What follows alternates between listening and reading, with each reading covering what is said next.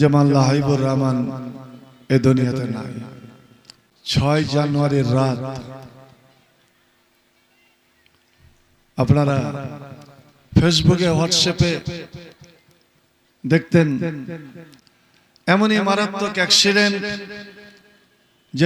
যেখানে সম্পূর্ণ গাড়িটা যারা দেখেছে, আমার সিরাজ ভাই দেখেছে, সম্পূর্ণ গাড়িটা শেষ হয়ে গিয়েছে। আর আমার সাইডেই হচ্ছে ধাক্কা। রাত 3:30, পুরা কুয়াশা, প্রচন্ড পুচ্ছা বাতাস। কিন্তু আমরা 3টা লোক, আমি, আমার নাতি যেটা আমার সঙ্গে সেবন ড্রাইভার, আল্লাহ কি করে যে অক্ষত, কি করে যে আল্লাহ টিকে রাখলো।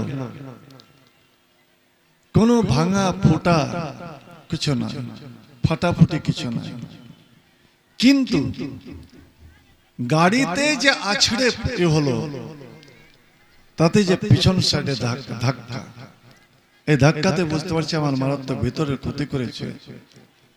আমি বেশিক্ষণ এক লাগারে বসে থাকতে পারি না, কিন্তু আল্লাহ রাব্বুল আলামিন এই জীবনটা হচ্ছে আল্লাহর সবচেয়ে বড় নিয়ামত।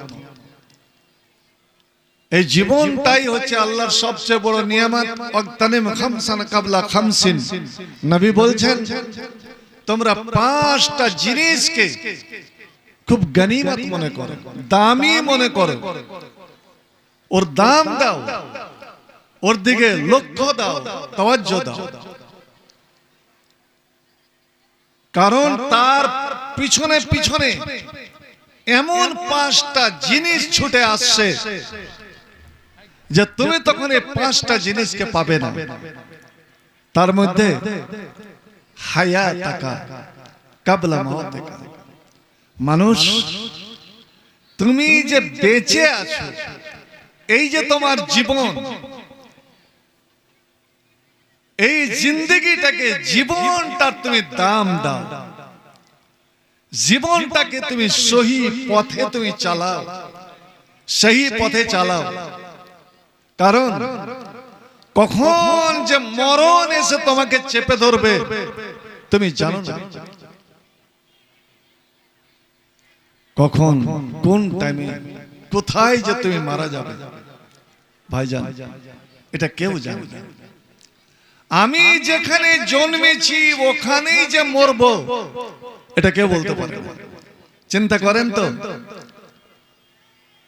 যে আমার ভারতের 44 জন হাজি গেল হজ করতে, আর হজ উমরার কাজ সেরে দিয়ে, আর একই পরিবারের ছিল 18 জন, একই বাড়ির 18 জন।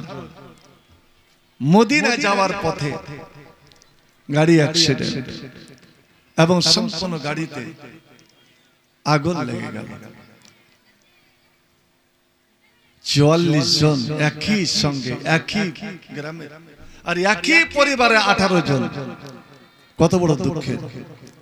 আমরা বাহ্যিক জাহিরাতান দুঃখ করছি যে এতটি জান একসঙ্গে চলে গেল, কিন্তু ভাই আমার, নবী আমার বলেছেন যতই তোমার জীবনের উপর দুঃখ কষ্ট আসুক না কেন, যতই আঘাত আসুক না কেন, যতই তুমি বিপদে পড়ো না কেন, খবরদার কোন বিপদে পড়ে তুমি আল্লাহর কাছে মরণ তুমি চাইবে না।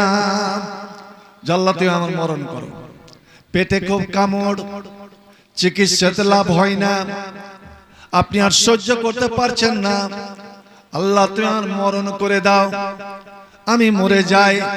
আমি মরি না কেন? ওরে ফিতনা ফাসাদের মুখোমুখি হয়ে তুই মরণ কামনা করবে না। লা ইয়াতামান্না ইয়ানাদুকুমুল মাউত, তোমরা খবরদার কেউ আল্লাহর কাছে মরণ চাইবে না। কারণ যতদিন বেঁচে আছো, যতদিন বেঁচে আছো, যদিও তোমার দ্বারা গুনাহ হয়, ওরে গুনার পরে তুমি তওবা করবে, ইস্তেগফার করবে, তুমি আল্লাহর কাছে ক্ষমা চাইবে, এই যে তুমি নেকিতে করতে পাবে, মরে গেলে তোমার নেকি সমস্ত বন্ধ হয়ে গেল, তুমি আর পাবে না। ভাই আমার, হঠাৎ মানুষ অনেকে যারা মারা যায়, হঠাৎ মারা যায়, কোন অসুখ বিসুখ হলো না, মারা গেল, তো মানুষ অনেকে বলে লোকটা কত ভালো রে, আরে লোকটা যে নামাজ টোজা একটু ধার ধারতো না, কিন্তু কোনো কষ্ট টষ্ট পেল না। ভাই আমার, এই মত কে ভালো বলিয়েন না, হঠাৎ মৃত্যু, কারণ আল্লাহ ওকে তওবা করারও সুযোগ দিল না। জানেন, মানুষ যখন অসুখে পড়ে, যেই ধরনের অসুখ হোক, ছোট হোক বড় হোক, ও যদি সবুর করে থাকে, ধৈর্য ধারণ করে থাকে, আপনাকে সামান্য জ্বর হলো, আপনি ওষুধ খেয়ে আল্লাহর কাছে দোয়া তাবিজ করে ভালো হয়ে গেলেন, যেই দিন আপনি ভালো হবেন, নবী আমার বলছেন চৈত বৈশাখ মাসে ফাল্গুন মাসে গাছের পুরনো পাতাগুলো যেমন ঝরে ঝরে শেষ হয়ে যায়, গাছের যেমন সমস্ত পাতা ঝরে যায়, ঠিক একজন মুমিন যখন অসুখ বিসুখে পড়ে, বিপদ আপদে পড়ে, আর ও যদি সবুর ধৈর্য ধারণ করে, বন্ধুরে, তার জীবনের সমস্ত গুনাহ খাতাগুলো ওইভাবে ঝরে ঝরে পড়ে যায়, আল্লাহ রাব্বুল আলামিন তাকে সাফ পাক পবিত্র করে দেন। আল্লাহ যাকে ভালোবাসেন, আল্লাহ এটা চাই না যে আমার বান্দা আমার কাছে আসুক কাদা কিচড় দেখে, গুনাহ নিয়ে আসুক, এটা আল্লাহ পছন্দ করে না। কিন্তু ও আল্লাহর কাছে মাপও চাইতে পারে না। কি করে মাপ, কেমন করে মাপ নিব, চাইতে মাপ করতে জানে না, দোয়া করতে জানে না, অনেক আছে। আর আমাদের একটা অভ্যাস আছে যে আমরা আলেম ওলামাকে জিজ্ঞেস করব না। ভাই আমার, এটা জেনে রাখুন, ওয়াবাউল ইলমি আল ইস্তিহায়া,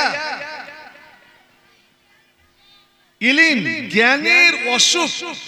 আপনি একটা জিনিস জানেন না, আমি মাওলানা আব্দুল বাশিরকে জিজ্ঞেস করব কি করব না।